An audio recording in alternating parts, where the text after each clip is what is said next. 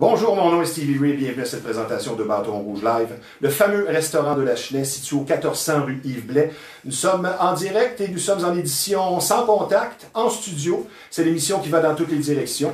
Donc maintenant, notre deuxième invité pour aujourd'hui, il aura beaucoup à nous raconter côté musique et sport, entre autres, puisqu'il est producteur d'événements depuis plus de 30 ans. Il nous expliquera donc les dessous et les détails de sa profession. Nous serons en compagnie d'une véritable bibliothèque d'anecdotes, soit Sylvain Pelletier. Mais ma première invitée, elle est avec nous cette fois pour sa chronique « Pourquoi les arts martiaux ?» spécial féminin. Elle sait très bien de quoi il en retourne puisqu'elle est professionnelle en MMA. Voici donc une femme qui semble toujours sourire, la sympathique Corinne Laframboise. Bonjour Corinne. Allô, Steve, ça va bien? Ça va bien toi? Yes, ça va super, merci. Est-ce que cette première neige, parce qu'au moment de faire l'enregistrement, cette première neige-là vient de nous frapper, est-ce que c'est quelque chose qui te dérange? Ben, je dirais qu'il est temps que je mette mes pneus d'hiver. Ah oui? Tu les as pas encore? Non, pas encore. Ah, ben, okay. Ça... Tu nous fais une confidence. Oui, exactement. Donc aujourd'hui, tu es là pour nous expliquer les bienfaits, les raisons principales, pourquoi choisir ce type d'entraînement. Et bien évidemment, les gens vont penser aux situations où on doit se défendre, ils vont penser aussi à se mettre en forme, mais c'est pas seulement ça les arts martiaux. Tu débutes avec quel type d'art martial que tu veux nous présenter? Mais je pense que tu nous parlais de boxe au début. Ben, les arts martiaux, il y en a plusieurs. Oui. La boxe, c'en est un. Boxe... On considère boxe comme un art martial? Ben, le fait... Là, on va parler des arts martiaux mixtes. Oui. Ça veut dire qu'on mixe okay. tout sport de combat confondu. Parfait. Fait que boxe, oui, c'est une bonne défense. Que tu as pratiqué longtemps chez Howard Grant. Howard et Otis Grant, yes, je faisais ma boxe à cet endroit-là. Je pratiquais aussi le Muay Thai, fait que tout ce qui est coups de pied, coups de poing, coups de coude, coups de genou. Kickboxing, de la lutte, le Jiu-Jitsu, ça c'est mon dada, mon préféré, ça, sûr et certain. Fait qu'il existe plusieurs formes d'art martial. Tu as pratiqué de la lutte aussi longtemps au Club de boxe Montréal. Au Club de lutte. Club de lutte, excuse, Montréal, yes, oui. Et il y a également le kickboxing. Kickboxing, exact. Est-ce que l'appellation du kickboxing a changé pour kickbox? J'ai entendu ça parfois, non? Moi, je l'appelle encore kickboxing. Ouais, je te dirais, je pourrais pas... Fait qu'il existe plusieurs formes d'art martial, des arts martiaux. Puis ça devient de plus en plus populaire, par exemple... Ben, si on parle, mettons, de l'UFC, Ultimate Fighting Championship, qui est comme la LNH pour les amateurs de hockey. Ça, c'est la quintessence, c'est le niveau le plus haut, veut pas. Ouais, une organisation une des organisations les plus, dans les plus prestigieuses qu'on peut avoir. Tous ceux qui font des combats en arts martiaux mixtes aimeraient ça se rendre à ce niveau-là. Puis, l'UFC a... si on parle des femmes dans le domaine des sports de Quand est-ce que ça a commencé? De combat, ça a commencé avec Ronda Rousey qui a ouvert la porte aux femmes en signant avec l'UFC. Fait que l'organisation de l'UFC, le propriétaire Dana White, avait déjà dit non, il n'y en aura pas. En 2011, oui, lui avait dit, il avait demandé en entrevue quand est-ce qu'on va voir des femmes dans le sport de combat à l'UFC. Il a dit jamais. Pour, en 2012, signer Ronda Rousey, puis qu'elle fasse son premier combat en 2013, puis de façon spectaculaire. Là, elle a été sur une lancée. Ses combats, elle les gagnait en moins de 4 minutes. Le premier, elle l'a gagné en 11 secondes par clé de bras. Quelque chose de spectaculaire qui prouvait aux sceptiques que les femmes avaient autant leur place dans ce domaine-là. Parce que c'est un préjugé de dire qu'une femme ne peut pas, comment je pourrais dire, pratiquer tel ou tel sport comme au hockey. Ben, on l'entend souvent. Ben oui, c'est ça.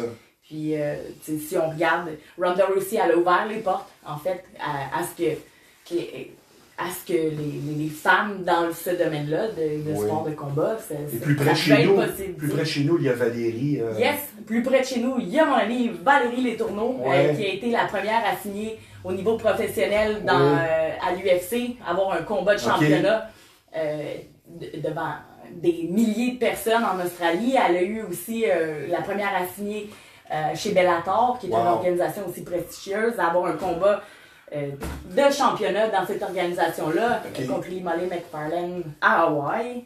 J'étais là, j'étais dans son coin. Ah ouais? C'était super une belle expérience. Fait que c'est si on regarde ces pionnières-là qui montrent que c'est possible, fait qu'ils viennent juste planter une petite graine pour voir, pour que toutes les autres femmes puissent se dire, ben, c'est possible de pratiquer ces sports de combat là, sans nécessairement se ramasser à combattre. Non, c'est ça. Dans un octogone. Mais tu sais, au moins d'avoir le faire comprendre aux gens que tu peux aller là-dedans en ayant une saine compétition. Et comme je le dis toujours, la compétition, le dépassement de soi, c'est avec soi-même, c'est pas avec les autres. Donc, tu peux pratiquer les arts martiaux et de façon tout à fait sécuritaire. Je veux dire, c'est pas ça qui est nécessairement le but de devenir professionnel. Tu sais. Ben, 110%. Le but, ça peut être juste de se mettre en forme. De se tenir en forme, yes, exactement. Mais c'est l'estime de soi en premier. Hein? On en parle souvent, toi et moi. C'est l'estime de soi que tu vas chercher en premier dans la pratique d'un tel sport. Oui, moi, pas pour parler en de ton expérience. Yes, l'estime de soi, la confiance en soi. Il y a l'humilité que ça apporte, ces sports-là. Juste de manger une bonne claque, ça ramène quelqu'un qui est peut-être trop haut dans sa tête? Peut-être pas dire ça comme ça. Mais si on peut y aller avec quelque chose de moins drastique, par exemple, pour les femmes qui justement ne veulent pas donner des bonnes claques ou bien manger une bonne claque, comme vous dites, si je fais le parallèle, moi j'ai commencé avec le jiu-jitsu brésilien. Oui, ça c'est ta base, toi. Yes. C'est tout ce qui est... Tout vient de là pour toi. C'est ce qui m'a fait accrocher au sport, aux arts martiaux. Fait tout ce qui est étranglement, clé de bras, clé de jambe, clé articulaire, puis technique de soumission, qui est moins drastique. Faute de me répéter, moi, j'étais dans un gym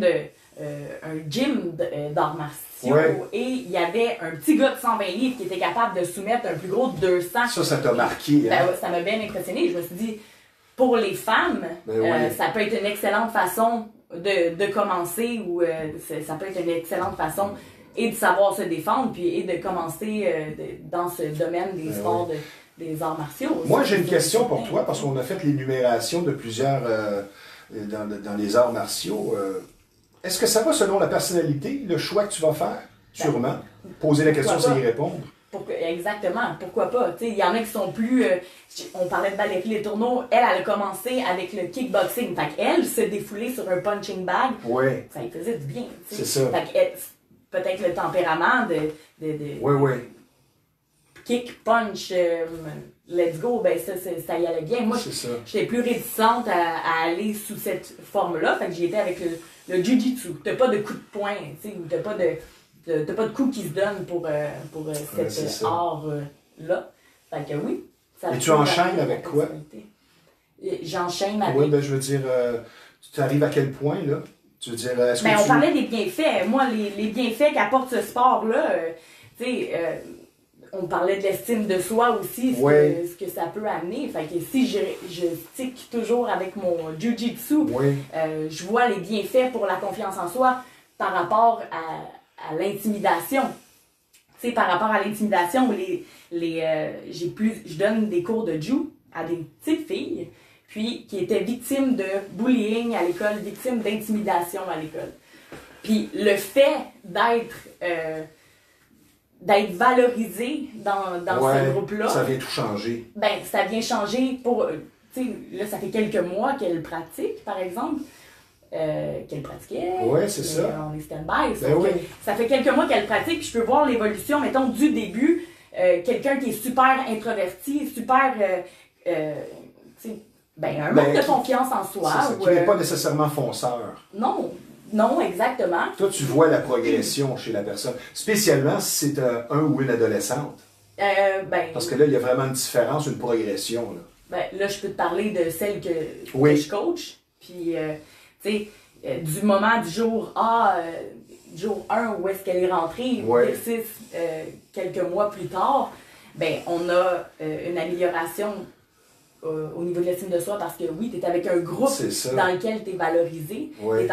Là, on a le changement de ceinture, ceinture blanc, ceinture bleue, qui te fait encore plus rendre compte de cette valorisation-là.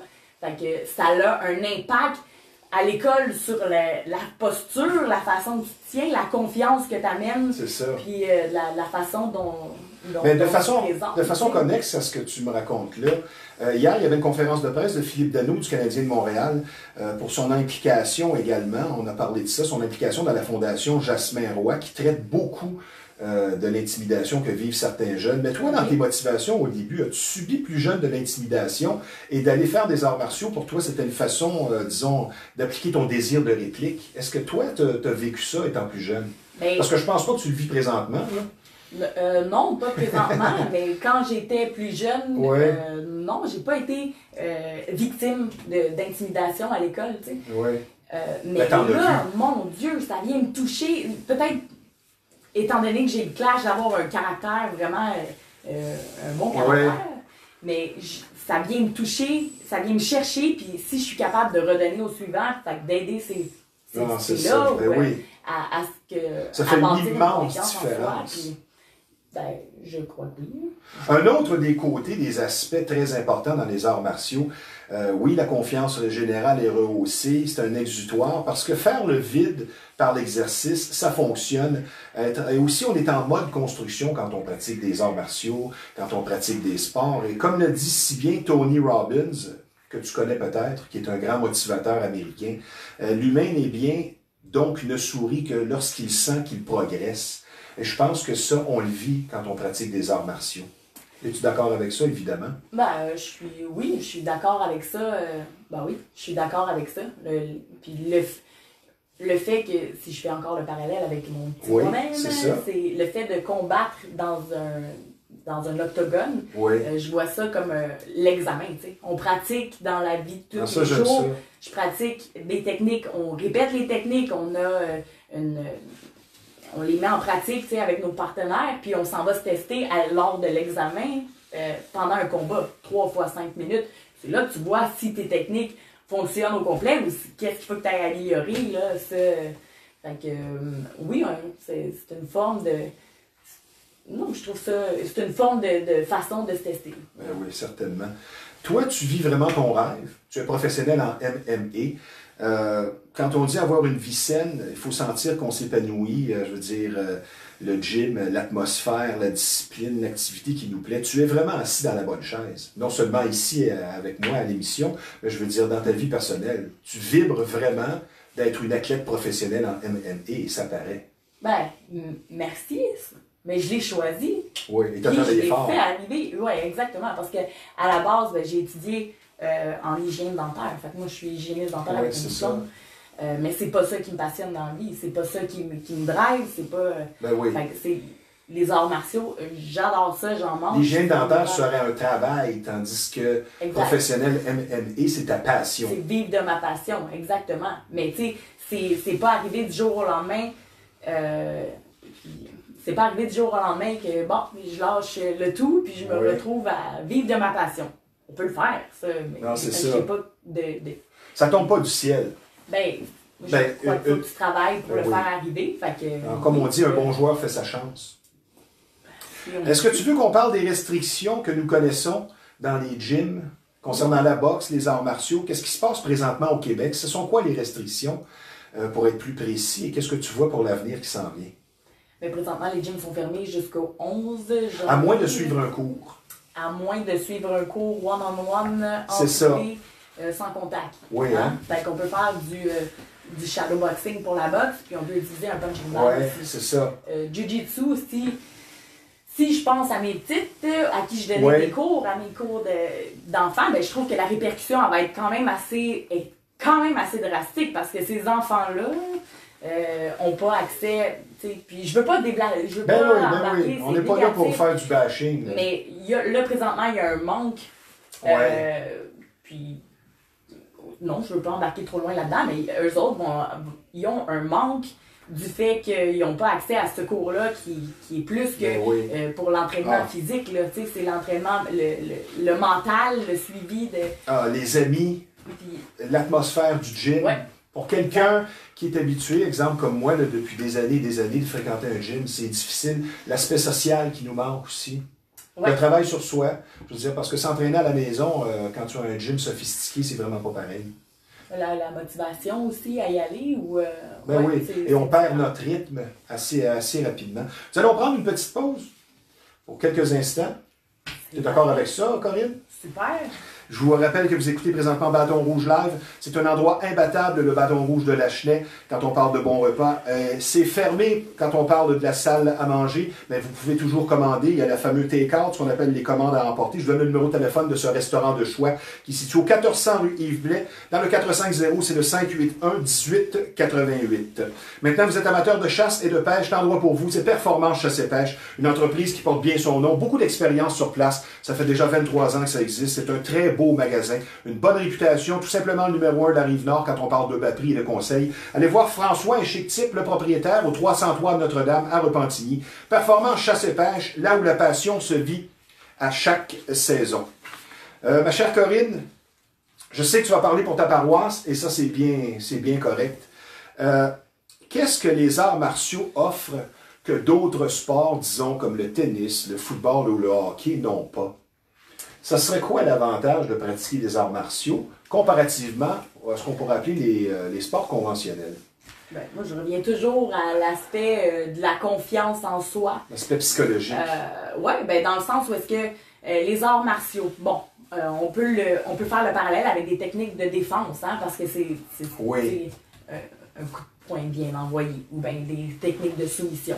Fait que le fait que tu es consciente, capable d'appliquer cette technique-là, ça ne veut pas dire que tu vas l'appliquer. Ça ne veut pas dire que tu es fâché, tu te promènes, puis ping, je suis plus forte que l'autre. C'est pas ça. C'est juste, pour l'estime de soi, ben, le fait de savoir que tu es capable d'appliquer ces techniques-là, augmente ta confiance. Mais comme je le disais tantôt, le dépassement de soi, c'est la compétition avec soi-même. C'est pas une compétition malsaine avec le voisin ou avec quelqu'un au gym, parce que ça ne dure pas longtemps. Il faut vraiment travailler sur le dépassement de soi. Dans les points que tu m'avais soumis tantôt, avant l'émission, l'application ou non des techniques. Ça veut dire savoir quand s'en servir et pas péter sa coche, puis de se servir de ça de façon injuste au moindre conflit. Qu'est-ce que tu me dirais là-dessus? Parce que tu vas me parler sûrement de contrôle sur sa personne. Ben, c'est ça que je m'en allais dire. Tu sais, pour les arts martiaux, c'est une autre forme aussi de façon de t'amener à te contrôler toi-même, tu sais, à te discipliner toi-même. Fait que t'es consciente que t'es capable si quelqu'un t'embête. T'es capable d'envoyer un coup de poing. Mais tu vas-tu le faire? Non. C'est ou pas, un coup de pied. Ou un coup de pied, un coup de coude, comme tu veux, l'étouffer, comme tu veux, pas de problème. Mais tu sais, la discipline, ça, c'est un autre des bienfaits que peut t'apporter les arts martiaux. Ça travaille le caractère. Contrôle, tu sais. Ben, parlant de la non-application ou de l'application des connaissances, je vais te mettre une mise en situation let's go. Qui t'implique. Tu dors, tu es chez toi, tu entends que quelqu'un force la porte et c'est visiblement un cambrioleur qui entre dans la place. Et moi, je pense que la personnalité de quelqu'un dans l'octogone ou dans la vie de tous les jours n'est pas si différente que ça. Là, je t'amène à mon point. Disons, le cambrioleur, il est fier de son coup, il rentre dans la maison, mais tout comme dans le film La quatrième dimension, pauvre gars, toi, il vient de te réveiller, il se retrouve dans l'octogone contre une professionnelle MMA. Est-ce que ton réflexe dans ce cauchemar, parce que c'est quelque chose à vivre, est-ce que tu regardes cette situation-là en disant c'est toi ou moi, c'est une question de survie, ou tu cherches à quitter au plus vite et alerter la police? Ça serait quoi ton premier réflexe, selon toi, même si tu n'as pas vécu une telle situation? Ben c'est ça m'est jamais arrivé. Je ne sais pas si je fige ou si je fige pas. Mais ton idée première, auras-tu le réflexe de... Ce que je voudrais qu'il se passe, ou tu sais... Selon ton estimation de comment tu te connais, est-ce que tu penses que tu vas passer à l'acte dès que tu vas le voir? Ben là, mon Dieu, mise en situation et je ne sais pas comment que je réagirais, mais je sais que pour moi, je suis capable de me défendre s'il y a quoi que ce soit. Tu as beaucoup de contrôle, ça c'est sûr. Puis de les mettre en application ce que je sais à ce moment-là, je trouve que le moment, c'est de l'autodéfense. Je serais capable c'est ça. Disons que si on rajoute un détail, si la personne avance vers toi, là, je pense que ce serait une erreur dont il se rappellera très longtemps. Je le sais pas. Souhaite-moi pas que ça arrive, mais... Y a-t-il d'autres points dans ta chronique que nous n'avons pas encore survolés, que tu voudrais rajouter? On parlait de tout ce qui est que peut amener tout le positif que peut amener les arts martiaux. Ben, je pense qu'on a fait le tour. Tout ce qui est du respect, l'humilité. Oui, pour la mise en forme physique, ça en est une bonne motivation. C'est différent de lever des poids. Ça, je trouve ça bien. La discipline que ça peut apporter aussi. Puis tu sais, t'es capable de faire ça dans la vie tous les jours. Je faisais le parallèle, tu sais, moi, avec mes sports de combat. Ma fiche, elle est loin d'être parfaite. J'en gagne un, j'en perds un. J'en gagne 5 victoires, 4 défaites. Fait que c'est loin d'être parfait.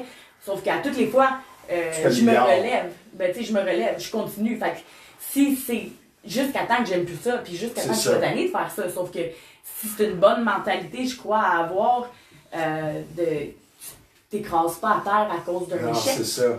Tu bottes les fesses, puis on continue, let's go, on s'améliore, on se dépasse. Fait que ça, on peut l'appliquer dans plein d'autres facettes de ta vie, tu sais. Fait que je trouve que du positif à dire pour mes arts martiaux. Fait que ça, ça clôt bien. On va parler un petit peu de la COVID, tiens, dans ton processus de remise en forme.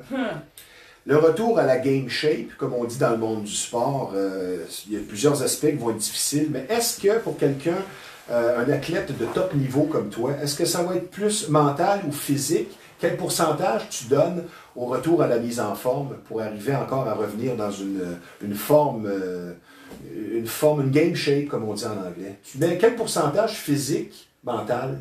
Ben, je te dirais que ça se passe tout entre les deux oreilles parce que j'ai pas lâché mon entraînement. Les conditions sont plus difficiles, faut que tu t'entraînes à la maison, faut que tu t'entraînes avec plus à la maison, puis on n'a pas le choix. Est-ce que tu t'es accordé une pause? Une pause, je m'en accorde une après chaque combat. Sinon, tu n'as plus la motivation de revenir dans le tapis. Plus tu approches du combat, plus ton entraînement elle est du 25 heures semaine à un entraînement comme haut niveau. Là. Fait que je m'accorde une pause après chaque combat, ça c'est sûr et certain. Puis, mais de lâcher complètement, puis là, tu me demandais, ta question c'est... Ben, le pourcentage, comme c'est 90-10 mental. Ben, tout se passe entre les deux oreilles. Oui, c'est ça. Si je suis d'accord le 10%, avec toi. ça serait si c'était quelque chose de brisé, mais même avec 10 derniers combats, le nez pété, ou ben le pouce cassé, ou ben, t'es capable de faire d'autres choses. T'as d'autres membres, t'es capable de faire autre chose dans ton entraînement. Fait que... Disons qu'une femme écoute ça, spécialement une femme, ça peut être un homme, et se dit, moi, je vais adhérer aux arts martiaux dès que j'aurai une chance. Est-ce que tu conseilles à quelqu'un qui n'a pas pratiqué de sport, peut-être de consulter avant, ou d'être bien certain? Qu'est-ce que tu dirais là-dessus?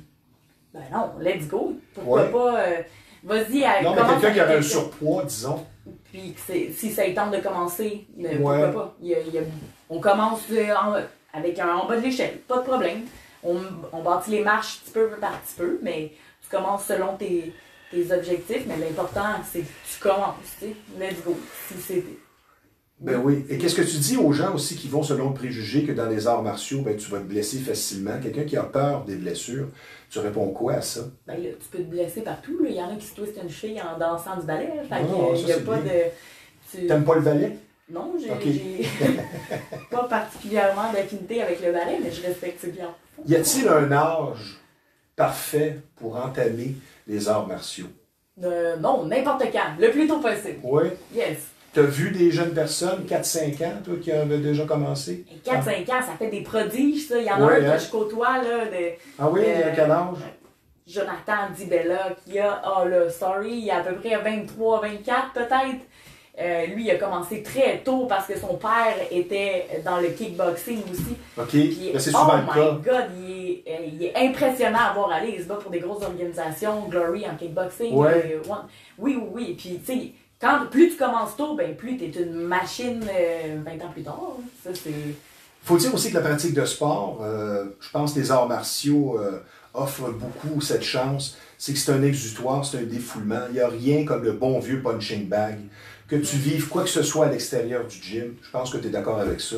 Un bon 20 minutes de punching bag ou d'exercice ou une demi-heure d'arts martiaux, ça vient libérer les passions. Es-tu d'accord avec ça? Ben, l'exercice en général a cet effet-là, je crois. Ben oui, c'est sûr. Moi, j'aimerais qu'on aborde, on a presque terminé, une question que toi et moi, nous avons philosophé souvent là-dessus. Est-ce que tu vis encore des préjugés par rapport que tu es une femme qui pratique en MMA? Quels sont les préjugés que tu vis encore? Mais là, il faudrait faire une autre chronique. Oui, c'est ça. Ben, tu peux peut-être aborder... oui, il y a encore des préjugés, c'est sûr et certain. Il y a encore des préjugés. La plupart des gyms, je dirais, mais ça va de mieux en mieux. Puis, mais oui, il y a encore des préjugés. Autant des coachs qu'autant des partenaires. Ah oui, des coachs? Autant des... ben oui. Oh, toi, t'es une fille. Ben, il y a toutes sortes de... Comme je te dis, je veux pas lancer ça. Non. Ben oui. Fast shot comme ça, mais oui, il y a encore des préjugés comme quoi que on est en minorité. Il y a plus lieu de faire sa place et de démontrer que ben, tu sais, t'es une athlète aussi valable qu'un homme est un athlète dans ce domaine. Fait que c'est pas parce que t'es une femme que t'es... Ben moi, j'aime comparer ça au hockey féminin. Okay. Il y a des préjugés. La hockeyeuse féminine encore, on dirait que le hockey féminin tarde encore à percer. Pourtant, c'est aussi bon à regarder qu'un match impliquant des hommes. Moi, j'aimerais, en terminant, qu'on vienne faire une précision sur ce qu'on appelle les sports de combat, combat extrême, qui ne sont plus les termes adéquats. Ah! Parce que, oui, là... C'est moi qui ai viré un petit peu de tour parce qu'on en a parlé. Ben non, mais c'est correct. Parce que les mentalités changent, les appellations changent. Puis, tu sais. Ben oui, puis parce que je peux-tu le dire? Ben oui, tu m'as présenté comme étant une combattante extrême. Là, moi je pensais bien faire. Ça, dans ma tête, là, c'est une femme qui se bat contre un ours ou contre un ours ou contre... Tu sais, fait combattante extrême, donc quoi, athlète professionnel en arts martiaux. Oui, c'est un combat, c'est un sport extrême. Sport extrême, comme le ski alpin est un sport extrême, comme, tu sais, fait mais combattante extrême, athlète professionnel en arts martiaux mixtes, combattante en arts martiaux mixtes, pas de problème. Mais c'est réglementé, tu sais, c'est régi, il y a une régie qui s'occupe de ça, il y a des règlements, fait que c'est pas on fait nos combats classes. Extrêmes. Et sport de combat aussi, c'est pas une bonne appellation. Combattante extrême. Sport de combat, disons. C'est un sport de combat. C'est ça. Mais est-ce que l'expression sport de combat aussi est à proscrire dans l'avenir? Je veux dire, moi, j'ai juste accroché sur le combattante extrême. Okay. Non, athlète professionnel. C'est trop hard, comme on dit. Ben, c'est pas justifié. On se bat dans un octogone. Mais ça vient de combat extrême. C'est régi par des règlements. Fait qu'il n'y a pas de combattante extrême. Ben, on apprend tous les jours. Même dans le monde du sport. Mais Corinne, merci de cette intéressante chronique. Et si nous avons fait la différence, ne serait-ce que chez une personne, ben, le travail sera fait. J'ai hâte à ta prochaine chronique. Et il faut persévérer dans notre entraînement. C'est ce que je te souhaite, parce que je veux dire, on n'a pas le choix. Mais je pense que bientôt, là, avec le vaccin et tout ça, on va revenir à la vie normale. Donc, je te remercie beaucoup, Corinne. Deuxième, un autre sujet, ça, hein? Yes. Mais ça me fait plaisir. Puis, OK, Corinne. Bon retour dans la neige. Merci beaucoup. Sois prudente. Maintenant, avec beaucoup de fierté, toute l'équipe accueille dans ses rangs un nouveau partenaire, soit Metro Plus Fogarty, appartenant à Peter du même nom. C'est situé au 40 rue Émile Despins, dans le carrefour Charlemagne. On peut dire Repentigny. J'aimerais que tu rapproches ta chaise juste un petit peu, mon cher Sylvain. Metro Fogarty, vous savez, aime offrir ce qu'il y a de mieux à votre table.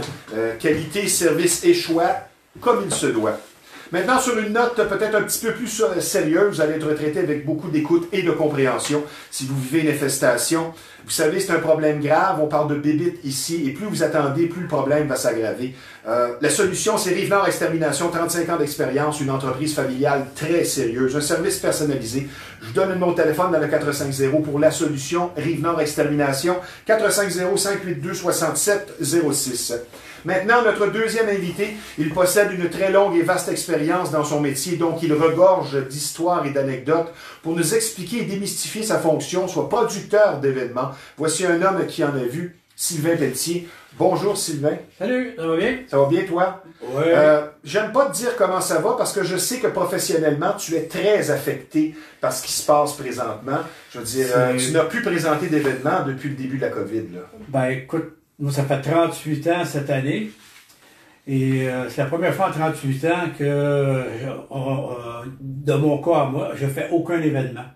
J'ai pas fait de show depuis janvier, février. Oui. J'en fais jamais à cause de la période, puis après ça, mars. Oui. Ça va être la première fois en 38 ans que je fais pas d'événements de musique, d'événements sportifs, rien. Puis on voit pas le bout du tunnel. Probablement pas avant octobre 2021. On recommence à programmer des shows qu'on fait pour octobre 2021, puis ça ne regarde pas bien. Ça ressemble plus à encore une année pleine que d'ici quelques mois. Ouais, définitivement. Est-ce que tu peux te rapprocher juste de 2-3 pouces pour être sûr que tu sois au complet? Non, mais c'est parce qu'avec l'écran, on va être sûr de tout ça. On va parler maintenant de 1982, quand tu as fait tes débuts, parce que le mot voyage, tu es un grand voyageur. Toi, à la base, c'était ça ta motivation. Comme tu me disais en pré-entrevue, vouloir être payé pour voyager, c'est ce qui t'a motivé. Ben, c'est exactement. Je travaillais avec mon père. Mon père avait une compagnie dont on travaillait souvent dans le coin, une compagnie d'enseigne. On allait au steakhouse chez Bob. J'ai des blancs de mémoire. Il y avait 2 steakhouses sur Notre-Dame, là. Et la famille Gilbert et tout ça. Puis à un moment donné, j'ai dit à mon père, je veux plus travailler pour la compagnie. Ça a beaucoup affecté mon père parce que. Une compagnie de 50 employés, hein? Oui, il y avait une cinquantaine d'employés. Une grosse compagnie d'enseigne. C'était la plus grosse compagnie d'enseigne dans l'Est du Canada. Puis j'ai dit un jour, je suis arrivé, j'avais un gros salaire, j'avais le char fourni. Puis j'ai dit à mon père, j'arrête parce que je veux faire le tour du monde, puis je veux être payé pour faire le tour du monde. Et là, je pense qu'il t'a boudé pendant un certain temps. Il m'a boudé pendant 7 ans. On s'est pas parlé pendant 7 ans parce que il disait c'est impossible. Mon père était quand même une vieille génération. Ouais, peut-être un petit peu pessimiste face au projet des jeunes, des fois. Oui, mais bon, qu'est-ce qui était dans ce temps-là, les années 80, quand on parlait de musique, musicien, de ce domaine-là, c'était tout, pour les personnes de notre génération, c'était tout... c'est ça. Et tu as laissé un salaire quand même assez important au début des années 80, de 40 000 par année pour 200 $ par semaine. Oui, c'est de la volonté. J'étais extrêmement bien payé, j'avais un compte de dépenses, j'avais le tout fourni, j'avais un gros salaire, puis de me retrouver du jour au lendemain que j'avais une base de son parce que j'étais DJ dans les discothèques, je faisais le travail chez mon père, puis je travaillais dans les discothèques. Et j'avais une base de son que je me suis allé comme sonorisateur avec un groupe heavy metal dans un autobus scolaire à 200 $ par semaine à manger scrap dinner. Puis, Mais toi, ça te donne une véritable expertise et pas seulement une crédibilité. Tu as gravi les échelons un à un dans la business. Parce qu'une des cordes à ton arc, tu as été de l'âge de 16 ans à 21 ans, DJ également. Exact. Tu as travaillé le son, tu as tout fait. Ben, ça a été l'école, c'est l'école du côté qui est le plus dur dans cette période-là. On n'avait pas des cégeps et des universités qui montraient la formation d'être un technicien ou même un directeur de technique ou un directeur, ça n'existait pas, là. T'avais peut-être une école, mais c'était option théâtre, mais c'était pour les artistes et tout ça, les acteurs. Mais au niveau technique, ça n'existait pas, là, dans les années 80, que j'ai commencé vraiment en bas de l'échelle, dans des bars heavy metal, pendant 52 semaines, on se promenait à travers le Québec, l'Ontario, des bars, puis... T'en as vu des choses, là? Ouf! De tout ça. L'idée t'est venue quand? Est-ce qu'il y a un moment précis, t'as dit, moi, je veux devenir producteur d'événements? Producteur d'événements, ça a pris quand même beaucoup d'années. OK. Parce que quand j'ai commencé en 82, j'étais 4 à 5 ans à faire du heavy metal. Ça m'a permis de tourner avec... j'ai fait 2 tournées de Metallica au Canada, avec Metallica, 2 tournées au Canada. J'ai fait Alice Cooper, j'ai fait Motorhead, surtout au Canada, Et après ça, j'ai tombé avec les artistes québécois. Là, je suis arrivé vers les années 88-89, là, je suis avec la nouvelle vague d'artistes québécois. Les bébés, Marie-Carmen, Dan Bigra, Mitsou, Madame. J'aimerais qu'on en parle un petit peu plus tard de questions d'anecdotes. C'était quoi ton premier événement, vraiment, là, officiel, à titre de producteur d'événements? À titre de producteur d'événements, je te dirais en 2000... Hey, c'est une bonne question, ça. Vraiment, là... Tu t'en rappelles peut-être pas? Tellement que t'en as fait. Non, c'est mon show. Je te dirais, en tant que producteur, c'est un show que j'ai bâti sur la musique de Pink Floyd. C'est plus qu'un hommage parce que c'était des grosses productions. Là. On tournait dans les arénas. On était en Belgique avec, je dirais, les années 2006-2007. Okay. Avec ma première production là, sur, avec Pink Floyd Story. Okay. Aurais-tu une anecdote ou deux concernant justement Metallica ou Alice Cooper? Alice Cooper dans la vie de tous les jours. Oh, Alice Cooper, là, ils m'ont fait un coup pendable. Ah oui? Ah oui. Quand on était nouveau, puis on faisait la première partie et je m'étais mis chum avec le tour manager d'Alice Cooper. Puis il dit, viens Sylvain, on va aller chercher Alice dans son autobus. Puis ben, je dis non, viens. Puis là, j'arrive devant le tourbus. Là, il dit, rentre, va dans le fond du tourbus, puis cogne, puis il dit à Alice, Mr. Cooper, showtime. Que je rentre dans le boss, dans le tourbus, là, je cogne, puis là, Monsieur Cooper, moi j'ai plutôt appelé Monsieur Cooper parce que pour moi c'est une personne incroyable. Et là, il open the door! Là, je rouvre la porte, là, il est couché dans un cercueil avec son serpent. Oh wow! Je suis parti à courir, là. Tous les membres de l'équipe de Alice Cooper étaient tous des hommes, ils étaient tous crampés de rire. Parce que là, j'ai eu, c'était noir, puis là, lui, il avait les fous pour payer, puis ça, puis... Mais je vois bien son rôle, hein. Ah, c'était incroyable. Ben, je pense qu'il s'est beaucoup assagi, là, je veux dire, rendu à 70. Ben, j'imagine, hein, si on prend les Stones dans les années 70... Ben oui. Oui, dernièrement, sur Facebook, ça vaut parce qu'il y avait une photo de deux avions. Un avion des années 70, les Stones, puis un avion des années peut-être 2010, 2015. En 70, là, c'est le gros party avec plein de filles, la boisson, ça fume, Ben oui. Puis la dernière photo plus récente, ben là, c'est avec les familles, les enfants, qui sont bien plus sages. Ben, je pense qu'aussi, si tu veux que ta carrière perdure, à un moment donné, tu dois reprendre le droit chemin parce que la vie rock'n'roll, à un moment donné, ça fait son temps. Il y en a plusieurs qui en sont décédés. As-tu une anecdote sur Metallica? Ben, Metallica, oui, mais... Ils sont peut-être plus fermés, eux. Ouais, c'est pas mal plus fermé, puis l'anecdote avec Metallica, c'est que même après, moi j'ai fait la tournée Master of Puppets et Justice for All, là, je me trompe pas, c'est 86-89, là, je suis pas trop sûr des dates. Et je me suis mis très chum avec le Sandman qui s'appelle Big Mick. Big Mick, c'est un icône de la musique heavy metal. Il peut signer autant d'autographes que Metallica. Je suis souvent invité par eux.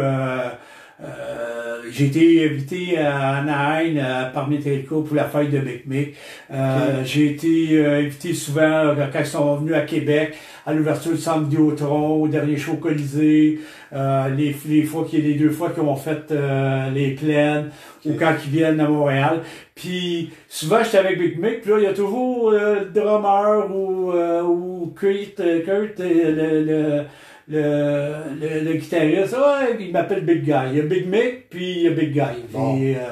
C'est une très bonne relation que j'ai avec le Big Mick. On s'écrit une fois par mois, puis les autres aussi sont pas mal affectés. Ben oui, c'est sûr. Sylvain, entre autres groupes avec lesquels tu as travaillé, les Bébés. Un autre membre des Bébés nous a quitté dernièrement, François Jean, que j'ai connu personnellement. C'est un gars de la Rive-Nord, typiquement de Repentigny.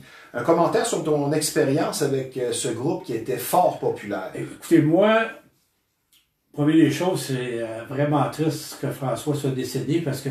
C'est trop jeune. Trop jeune, c'était un bon vivant. C'était un bon Jack, moi j'ai rien de négatif. Moi je l'ai connu, François Jean, en premier, il était le drummer sur Marie-Carmen, qui était le chum de Marie. Mon premier show avec Marie, François il était à la batterie, c'est là que je l'ai connu. Et après ça, avec les Bébés, moi je faisais les moniteurs, le son des moniteurs, à leur tout début, là, quand c'est venu, là. Écoute, moi j'ai vécu l'expérience Beatles avec les Bébés. Ah ben c'est bon ça. Mais c'est un groupe qui, je pense, dans l'entourage de la musique, aussi dans l'appréciation des gens, qui, même s'ils n'existent plus, continue de gravir les échelons? Ben, moi, je me rends compte que c'était bon. La musique est encore bonne, comme on entend les chansons des ben oui, certain. On les reconnaît. Ce sont des classiques. C'est aussi des classiques. Et c'était la nouvelle vague des jeunes artistes québécois dans ces années-là. Marie-Carmen, ben oui. Les Bébés. Moi, j'aimais beaucoup Marie-Carmen. C'était Marie-Denise Pelletier, toute cette Dan Bigra, c'était tout. Tu as connu Dan Bigra à l'époque où il était peut-être un petit peu plus yéyé? Ouais, j'ai connu Dan dans ses temps. C'était dur à suivre? Ouais, il était dur à suivre. Mais c'était un vrai. Là, on parle de Jerry, que c'est un vrai. Moi, j'ai connu un peu Jerry, mais pas autant que j'ai connu Dan, parce que Dan, j'ai eu la chance de travailler avec quand même sur 2 tournées. Mais Dan, écoute, c'est un des acteurs, les plus sympathiques que tu as connus? Ah oui? Ah ouais. Écoute, on avait... Et Mitsu? Mitsu, ça entre Marie-Carmen et Mitsu, pour moi, c'est bien dur de... Ah oui? Mitsu, c'est que il y avait Dino Bartolini qui était son tour manager, puis on s'échangeait les artistes. Des fois, il était pris sur d'autres choses. Moi, j'allais... Puis Mitsu, j'ai eu une relation avec elle qui était incroyable. J'ai toujours su que cette fille-là, à ses débuts, c'était une femme d'affaires. Ah, ouais. Elle savait qu'est-ce qu'elle voulait, elle savait qu'est-ce qu'elle faisait. Elle allait toujours à la limite de... Ouais, de ce qui passe. De qu'est-ce qui passe, là, mais elle ira pas. Parce qu'à l'époque de Bye Bye Mon Cowboy, je veux dire... Exactement. Elle aussi, j'ai vécu des choses en tournée, là, l'euphorie, le total. Les bébés, on sortait les filles en civière à l'avant de la scène, où ils passaient à côté de moi. Puis, Mitsu, 2 fois, t'es arrivé quelque chose, puis un jour, elle m'appelle, tu viendrais-tu, on va aller magasiner ensemble, ça. Ben, j'ai dit oui, puis moi, j'ai jamais eu de gêne à parler avec les actrices ou les chanteurs, chanteuses, ça. J'ai dit, est-ce que tu ferais des scènes de nu, tu sais? Elle m'a dit, jamais. OK. Puis, elle l'a jamais fait. J'avais une façon de parler avec elle qui était ouverte, tout ça, puis à ce moment-là, j'ai dit, cette fille-là, elle va, même après sa carrière, parce que souvent, il y en a qui ont des après-carrières, quand ça va pas bien ou pas loin. Elle, là, quand elle a arrêté, là, ça fait longtemps qu'elle fait de la radio. Elle a fait de la radio longtemps. Elle semble transformer en or tout ce qu'elle touche. Oui, exactement. Je la vois plus beaucoup. On s'est croisés, moi, il y a un moment donné, j'avais des bureaux à Las Vegas. Et je l'ai croisé, on s'est croisés 2-3 fois à Vegas. Okay. On s'est vu quelques fois, mais nos chemins sont mais j'ai beaucoup de respect pour Mitsu. Puis Marie, moi, ça a été 7 ans de ma vie, travailler avec elle à temps plein, puis ça a été... Personne gentille. As-tu une anecdote sur Dan Bigra? Elle en a beaucoup. Il y en a beaucoup, mais on avait bien du fun dans le tour boss avec Dan. Moi, j'étais moi puis Dino, on était des fervents de tour boss, puis partir en tournée avec des tour boss, même avec Mitsu. Et avec Dan, on avait beaucoup de plaisir de tour boss. C'est dans le temps là, qu'il fêtait beaucoup, tout ça, là, mais c'était jamais déplacé, il était toujours à sa place. Il avait sa tête. Il avait sa tête, puis quand il partait, là, des fois, on faisait un show dans un gros théâtre, puis le lendemain, on pouvait jouer comme au théâtre de Bécomo, puis le lendemain, on allait à Port-Cartier dans un petit bar, puis il se donnait à fond, là. C'était vraiment... Lui aussi, j'ai eu une belle relation avec Dan. Moi, j'ai une question pour toi sur les artistes qui sont si populaires que ça vient compliquer la tâche. Exemple, la sécurité. Tu as dû vivre des moments où les artistes qui vont se produire sont tellement en demande, comme tu le disais tantôt avec les bébés, des filles qui doivent quitter sur civière. Tu vas je veux dire, il faut que tu engages beaucoup de personnel pour la sécurité. Là. Avec les bébés, c'était Dino Bartolini, là, mon grand copain, qui était le directeur de tournée dans ce temps-là, puis moi je faisais amateur, mais à un moment donné, j'ai fait de la direction de tournée pour les bébés, parce que Dino faisait pas. Puis ça toujours... les bébés, ça demandait beaucoup plus qu'une Marie-Carmen, qu'un Dan Bigra, que même une Mitsu. Quand on arrivait dans les salles, on avait besoin un petit peu plus de sécurité. Mais les bébés, arriver dans un festival, on ne pouvait pas arriver là comme... Ouais. Fallait une escorte de police, fallait sortir avec une escorte de police. Les hôtels, ben, moi pis Dino, ben, on se promenait dans les chambres, puis il y avait du monde, des filles qui couraient d'un bord puis de l'autre, puis ça me faisait toutes les rencontrer. Ça peut être tellement compliqué pour eux. Tu as travaillé aussi pour les Forces armées canadiennes. Tu as produit des shows pour eux. Oui, j'ai pas produit, j'ai travaillé pour un producteur d'Edmonton. Les 2 premières tournées, moi j'ai fait 12 tournées des Forces armées canadiennes. Okay. Les 2 premières, c'était avec un producteur d'Edmonton, Maurice Fritz. Et la première tournée, il a engagé tous des castes québécois. C'était un peu bizarre. Ah, ouais. C'est un Anglais d'Edmonton qui parlait pas français. Pour quelle raison? Je sais pas si c'était une demande spécifique de l'armée, mais sur les 33, il y avait Kilta qui était anglaise, Suzanne qui était anglaise, puis il y avait les comédiens. Peut-être que sur les 33, il y avait 4 anglophones, et le reste, c'est musiciens, danseuses. Il y avait des danseuses. Ben là, ça, c'est source de plusieurs anecdotes. Ah, ça, là. En aurais-tu une qui te passe par la tête? Qui se raconte, évidemment. Ouais, qui se raconte, c'est... on était sur le bord des pyramides. Et j'étais avec... en général, moi, je suis toujours bien accompagné avec en Égypte. OK. Les 3 pyramides, wow. Giza. Oui, oui. Et on sort de la pyramide. J'étais avec une chanteuse, Gabrielle Bugeaud, et 4 danseuses qui faisaient chaud. Puis on est dehors, on attendait l'autre groupe. Puis d'un coup, il y a un nomade qui arrive avec son chameau, puis sa troupe. Puis là, nous, on avait trouvé un interprète parce que je parle pas de c'est ça. Et là, le nomade, il me fait signe. Hey, si, là, je vois, là, je m'en allais Et là, il dit, je vais t'échanger la blonde contre un chameau.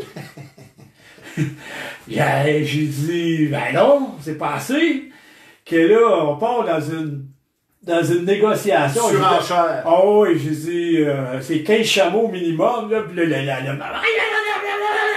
là, il voulait, puis c'est Lise, puis en plus, il voulait les autres filles, puis tout. Puis ça a duré un bon 15-20 minutes, tu sais, puis là, je voyais que ça commençait à être chaud, j'ai dit, bon, on oublie ça, on va. Là, les filles m'ont dit, qu'est-ce que t'as été faire? Puis là, le normal, il avait une baguette des airs. Et lui, puis là, quand je suis parti, là, il criait, il était déçu, là, lui, là, il voulait, puis là, j'en reviens de ma fille, il dit, qu'est-ce que c'est? Ben, j'ai essayé de vous vendre, ça n'a pas marché. Bon. Les filles m'ont tabarouette, puis tout ça. Dans les tournées de l'armée, j'ai vécu des choses,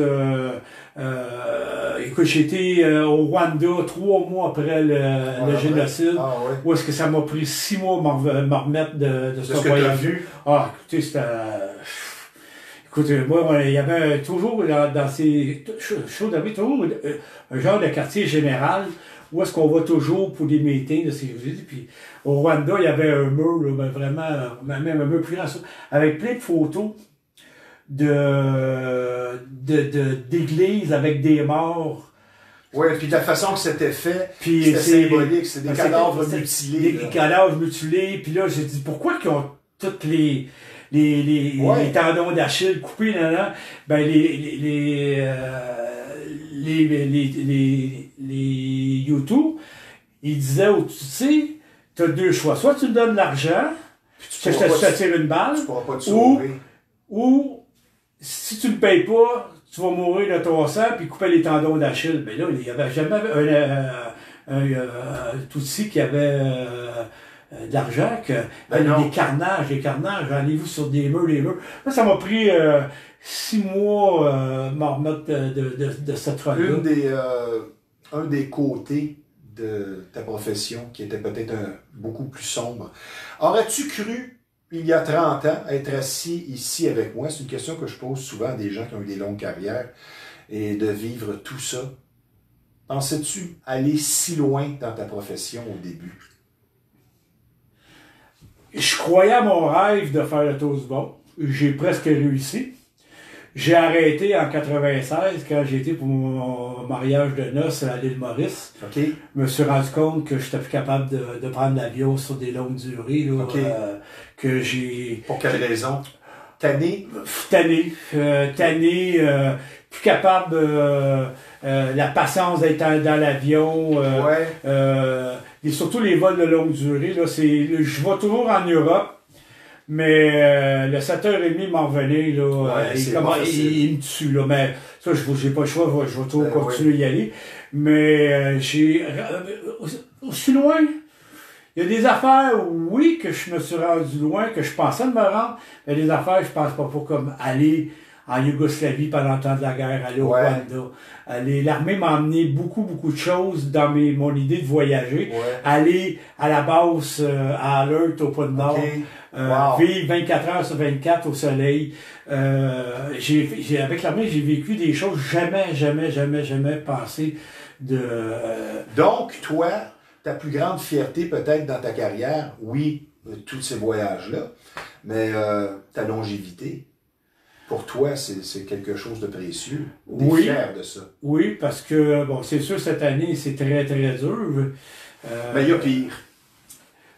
Ben, on peut pas rien faire, faut attendre, puis quand même qu'on crierait contre les gouvernements, puis ça. Est-ce que je suis d'accord avec toutes les décisions du gouvernement? Je pense pas. Est-ce que je suis en désaccord avec le gouvernement? Je pense que oui. Mais il y a des affaires qui ont raison, et il y a beaucoup de... Ben, qu'est-ce que tu veux? Comment je pourrais dire? Il y a tellement de... Ben, c'est improvisé.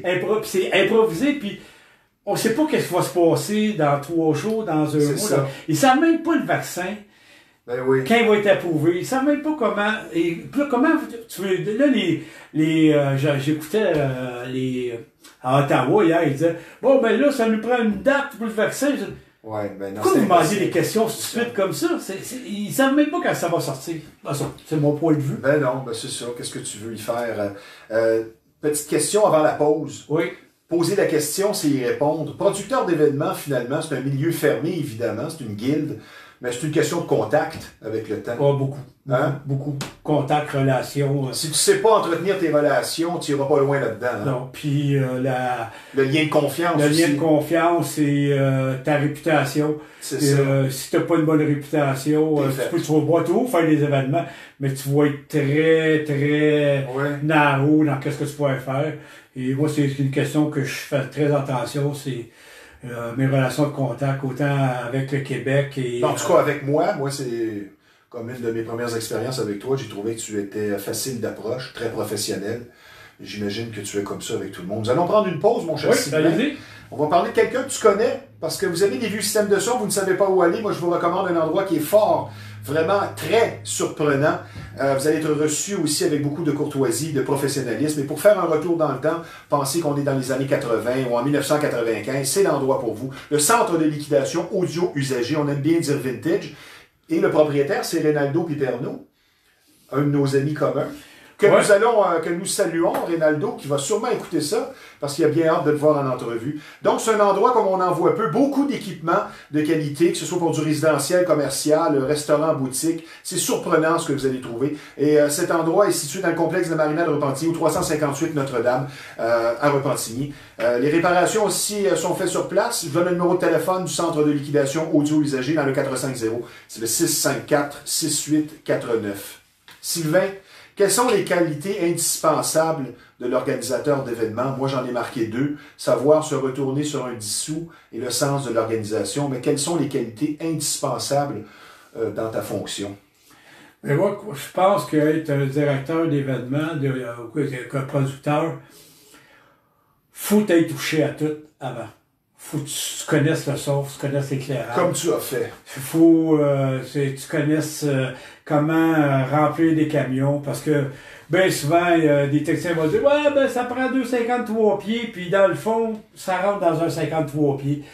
Que ça coûte... Mais toi, tu le sais. Moi, je le sais. que moi je suis capable d'aller dire au gars non, ça rentre à 53 cher, ça, là. Ben c'est ça, c'est de l'argent. Ouais, mais là, faut faire 3 jours de répétition. Non, on peut le faire en une journée et demie. Ouais. C'est toute cette expérience de bagage que tu es capable d'avoir avant d'être producteur.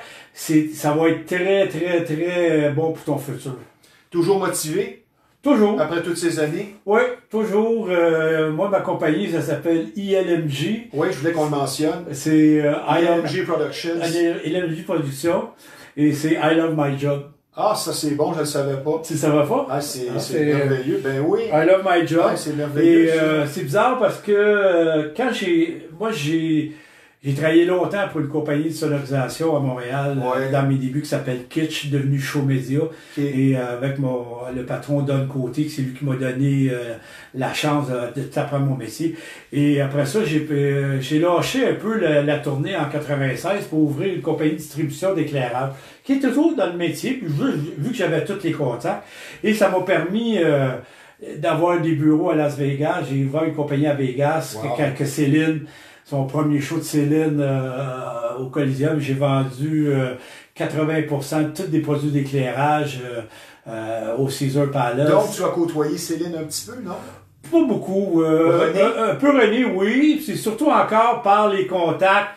Yves Aucoin, qui était son lighting designer, concepteur, Denis Savage, toute la gang. Puis c'est tous des amis que quand j'ai commencé, eux aussi ont commencé en même temps que moi. Qu'on a tous évolué. Plus facile après de se comprendre et de interagir. Contact, relation.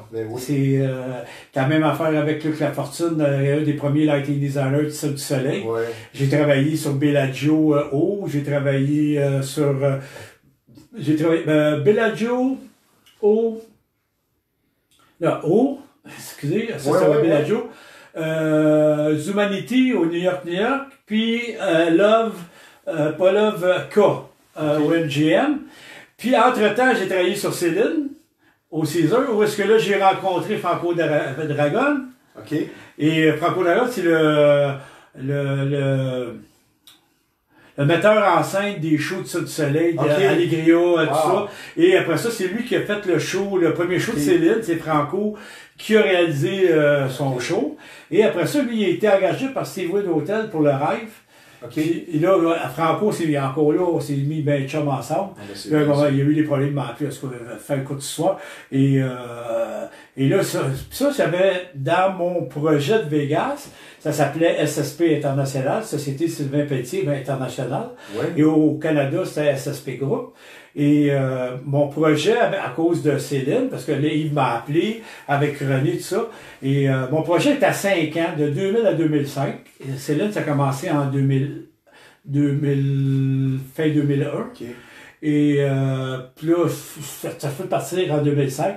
Franco m'a appelé, puis j'ai été obligé d'extensionner 1 an parce que les hôtels à Vegas, faut que tu donnes une garantie. Si tu vends du matériel dans un hôtel, il faut que tu donnes une garantie d'1 an que tu as. Tellement ils sont en demande. Oui, tu as une business, fais une business à Vegas pour la garantie des équipements. Le temps nous bouscule. Quelques questions en terminant.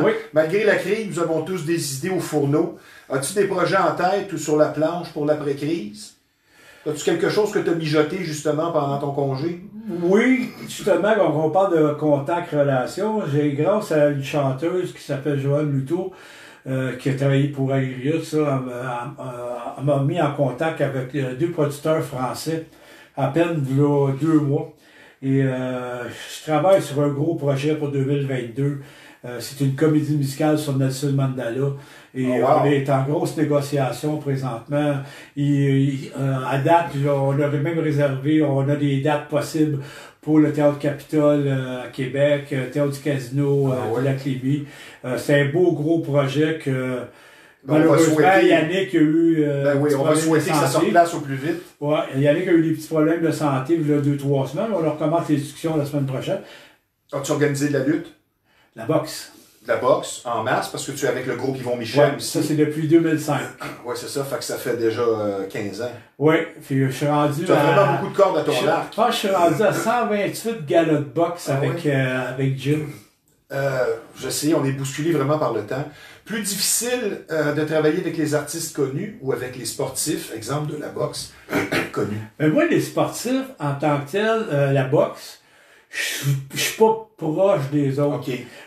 Moi, je suis proche, en tant que directeur de production pour le groupe Von Michel, moi, j'organise tout l'événement au complet. Un coup que les contrats sont signés avec les boxeurs et la date est fixée. Là, moi, je rentre en ligne de compte. Bon, c'est moi qui vais décider, faire le design du parterre, les éclairages, la sonorisation. Y a-tu plus d'étapes dans le monde du sport que dans le monde du spectacle? C'est pareil. Ça s'équivaut. C'est pareil. As-tu vécu des drames, style une scène qui s'enflamme ou un système de son ou un jeu de lumière défaillant dès le début du spectacle?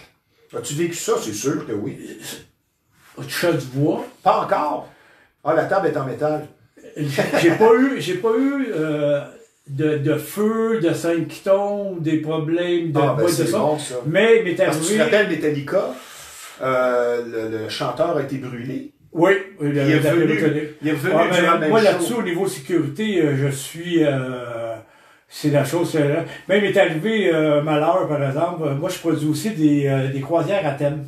OK. Peut-être que je n'en ai pas parlé. Non. Et avec l'agence de voyage, on avait une croisière country avec un groupe québécois, les Psych Rodéo. Puis un monsieur, il est tombé, un monsieur de 68 ans, il m'a tombé à 2 pouces de mon orteil. La tête a cogné sur... Il a fait un genre d'AVC. Et il a tombé, ça a pris 3 réanimations avec le défibrillateur. Ils ont réussi à le réanimer, mais il est mort le lendemain matin. Et ça a été, je pourrais dire, la seule chose, ça n'a pas été facile, ça aussi, là. J'ai des images. C'est sûr.